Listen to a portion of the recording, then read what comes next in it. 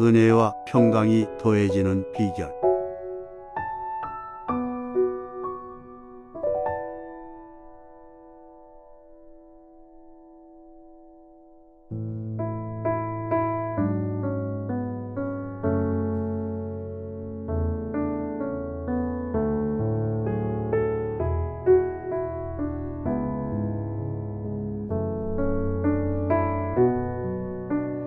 베드로는 처신사로서 성도들에게 은혜와 평강이 그들에게 더해지기를 바랍니다.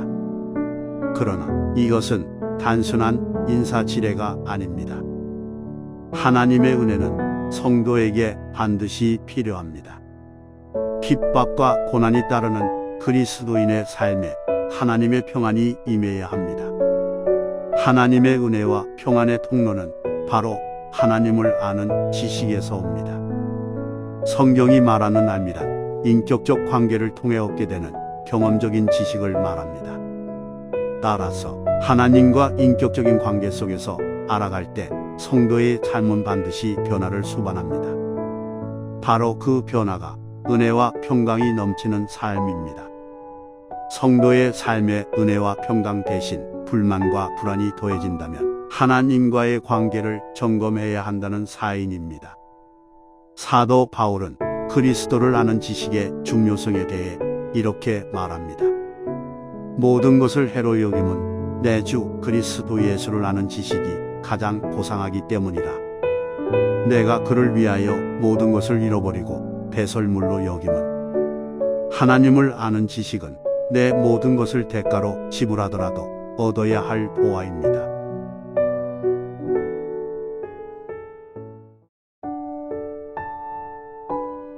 신성한 성품에 참여하는 성도.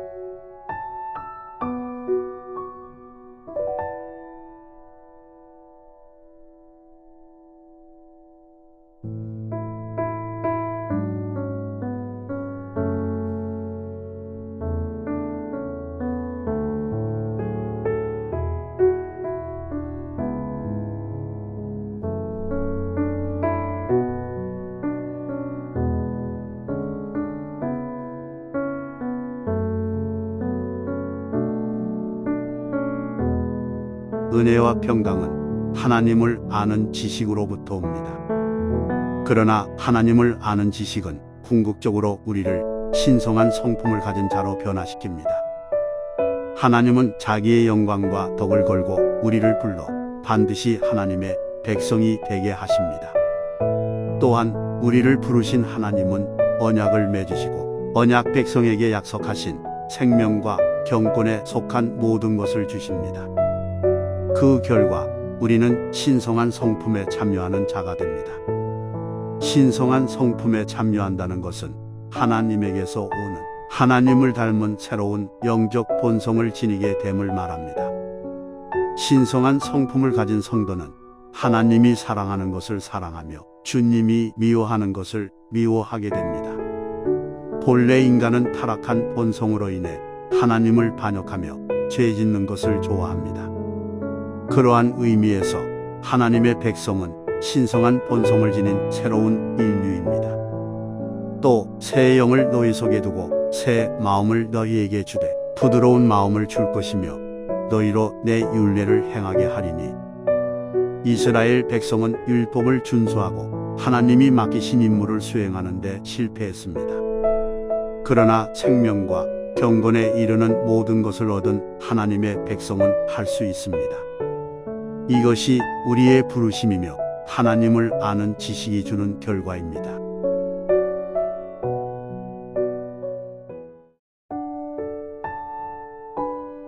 신성한 성품의 모습.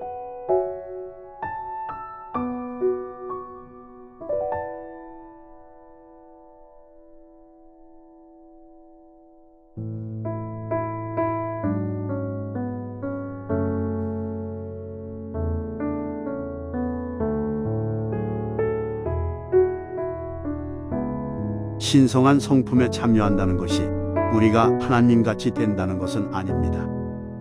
하나님과 인간 사이의 절대적인 질적 차이는 영원히 존재하기 때문입니다. 신성한 성품에 참여함은 하나님이 본래 창조하셨던 하나님의 형상으로서 인간의 회복이며 그리스도 안에서 새로운 피조물이 되는 것입니다. 신성한 성품은 믿음에서 시작되어 점차 사랑에 이릅니다. 믿음은 생명과 경건에 이르게 하는 하나님의 능력이 일어나게 합니다. 그러나 이 믿음이 형제와 교회 공동체를 유익하게 하고 온전하게 하도록 덕이 더해져야 합니다. 성경적인 믿음과 덕은 하나님에 대한 바른 지식에서 기인합니다. 무죄하면 하나님이 주신 은사로 도리어 다른 성도들과 공동체에 해를 가할 수 있음을 주의해야 합니다. 그러나 지식은 교만을 낳을 수 있음을 바울은 경고한 바 있습니다. 따라서 지식은 하나님의 사랑 안에서 절제되어야 합니다. 성경이 말하는 절제는 금욕주의가 아닙니다. 하나님의 영광을 위해 다른 이들의 유익을 위해 우리의 자유를 자발적으로 제한하는 것을 말합니다. 하나님은 성도를 연단시키는 고난을 허락하십니다. 여기에 인내가 필요합니다. 그리고 인내는 경건이라는 열매를 낳습니다. 경건은 썩어질 것들을 추구하는 세상 사람들과 구별하며 세상에서 썩어질 것들로부터 성도를 지키게 합니다. 신령한 언어를 사용하고 신령한 몸짓을 한다고 경건한 자가 아닙니다. 경건의 참모습은 형제 우애로 드러납니다. 겸손하여 각각 서로를 낮게 여기는 경건은 교회 공동체를 더욱 결속시킵니다. 더 나아가 하나님은 성도를 사랑에 이르게 합니다. 이 사랑은 세상 사람들이 말하는 차원의 사랑이 아닙니다. 하나님께서 말씀하신 사랑, 그리스도께서 교회를 위해 자기의 목숨까지 내어준 그 사랑을 말합니다. 그리스도 안에서 사랑에 이르도록 자라가십시오.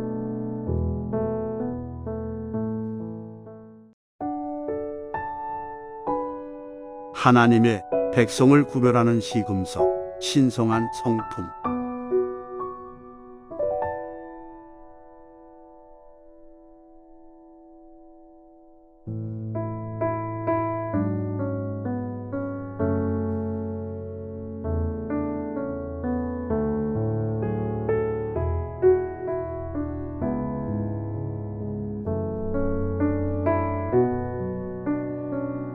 성경에서 말하는 구원이란 천국행 티켓을 거머쥐는 게 아닙니다.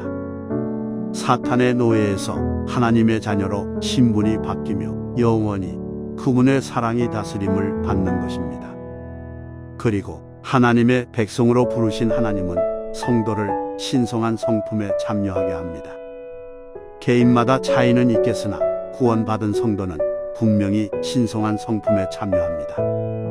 따라서 신성한 성품은 하나님의 백성을 구별하는 시금석이 됩니다.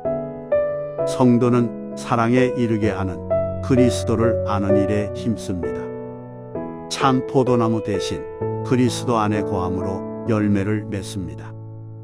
반대로 신성한 성품을 소유하지 못한 자는 영적인 맹인입니다. 장차올 그리스도의 재림과 하나님의 심판을 생각하지 못하고 그저 이 땅에서의 삶, 현실적인 문제에 매달릴 뿐입니다. 하나님의 부르심에는 후회가 없습니다. 성도의 구원하심은 취소되지 않습니다. 성도는 구원의 확신을 가지고 있지만 동시에 끊임없이 자신을 살피는 자입니다. 하나님의 은혜로 죄 사함을 받았다는 사실을 잊어버린 자라는 표현은 그가 여전히 죄 가운데 있음을 시사합니다. 그는 어쩌면 처음부터 죄사함을 받지 않았을지도 모릅니다. 그가 믿음이라 생각했던 그것이 어쩌면 참된 믿음이 아니었을지도 모릅니다. 하나님의 백성을 구별하는 시금석은 신성한 성품입니다.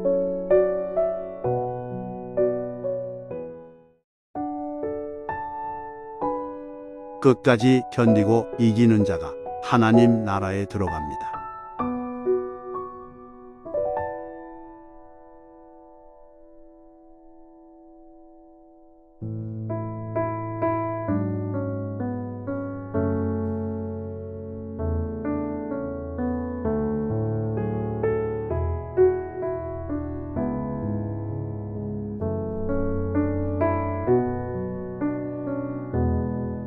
성경은 끝까지 견디는 자, 이기는 자들만이 구원을 받는다고 말하고 있습니다. 예수님은 너희가 내 이름으로 말미암아 모든 사람에게 미움을 받을 것이나 끝까지 견디는 자는 구원을 얻으리라라고 말씀하셨습니다. 또한 하나님께서는 이기는 자의 하나님이 되고 그는 내 아들이 될 것이나 두려워하는 자들은 불과 유황으로 타는 못에 던져지리니 이것이 둘째 사망일 것이라 말씀하셨습니다. 믿음으로 구원을 얻은 자는 끝까지 견디며 이기는 자들입니다. 성도는 하나님이 주신 구원에 대해 감사와 확신을 가져야 하나 하나님의 심판대에서 최종적인 구원의 선언이 있기 전까지 최선을 다해 견디고 싸워 이겨야 합니다. 성령은 성도의 마음에 역사하사 하나님의 부르심과 택하심을 굳게 하도록 감동하십니다. 그리고 그의 부르심을 받은 성도는 순종함으로 마음과 힘을 다해 그의 구원을 굳게 합니다. 이렇게 주님은 우리를 굳건하게 하심으로 하나님 나라에 넉넉히 들어가게 하십니다. 마귀의 공격, 핍박과 고난에 지레 겁먹지 마십시오. 우리의 구원을 굳건하게 하라는 성령의 감동에 순종하면 됩니다. 주님은 택하여 부르신 당신을 넉넉히 그 나라로 가게 하십니다.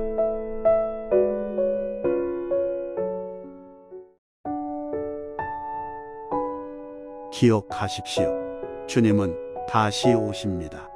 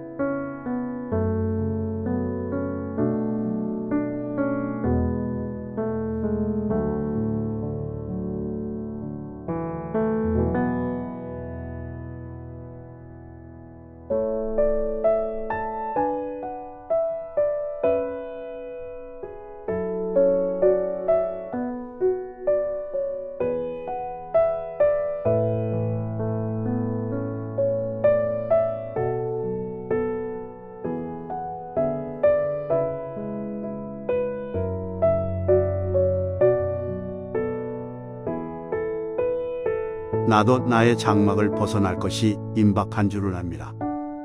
이 땅에서의 시간이 얼마 남지 않음을 아는 베드로의 이 권면은 유언과도 같습니다.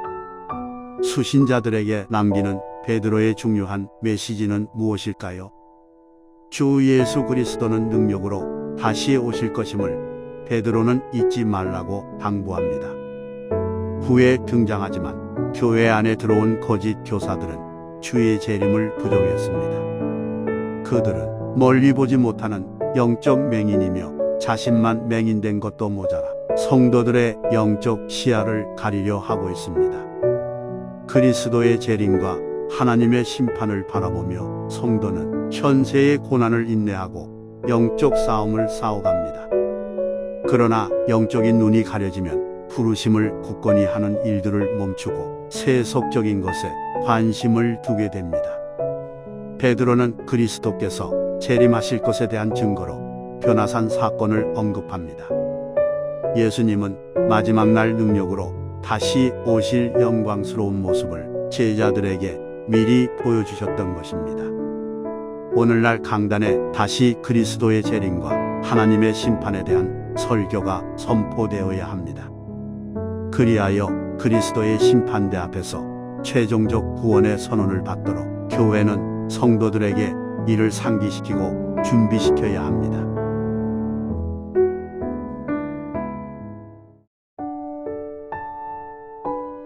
올바른 말씀 묵상과 해석.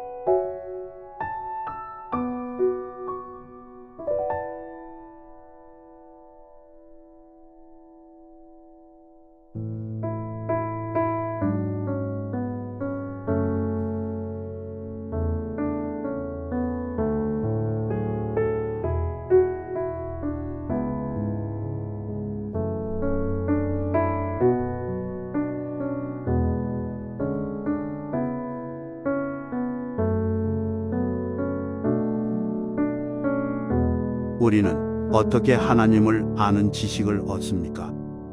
베드로는 변화산에서 영광스러운 모습으로 변화한 주님을 보는 신비로운 체험을 했습니다. 그의 증언은 그리스도의 재림에 대한 증거가 됩니다. 하지만 베드로는 우리에게는 더 확실한 예언이 있다고 말합니다. 그것은 바로 기록된 하나님의 말씀입니다. 우리를 압도하는 강렬한 영적 체험도 기록된 주님의 말씀에 부합되지 않으면 가짜입니다. 성도는 하나님의 말씀을 통해 그리스도를 아는 지식을 얻습니다. 성경의 저자이신 성령은 성도의 마음속에 말씀의 권위를 일으키며 말씀을 깨닫게 하십니다. 베드로는 성경을 자의적으로 해석하는 것을 경계하라 말합니다. 일반인, 신학자를 막론하고 성경 묵상과 해석의 기본적인 자세는 샛별이 마음에 떠오르기까지 말씀 앞에 머무는 것입니다. 샛별은 예수 그리스도를 상징합니다. 샛별이 마음에 떠오르기까지 말씀 앞에 머무는 것이란 말씀 속에 나타난 그리스도의 모습, 그분의 뜻을 발견하기 위해 초점을 맞추는 태도를 의미합니다. 따라서 올바른 성경 묵상과 해석은 말씀 속에 나타난 주님의 모습과 뜻을 우리에게 비춰줍니다. 우리는 성령께서 말씀을 통해 그리스도께로 인도해 주시기를 구해야 합니다. 올바른 성경 해석의 주체는 내가 아닌 하나님이십니다. 빛이신 주께서 말씀을 깨닫게 하실 때 그 말씀은 우리의 마음, 숨은 동기를 폭로하는 빛이 됩니다. 바른 묵상은 우리를 회개로 주님을 향한 사모함으로 거룩으로 이끕니다.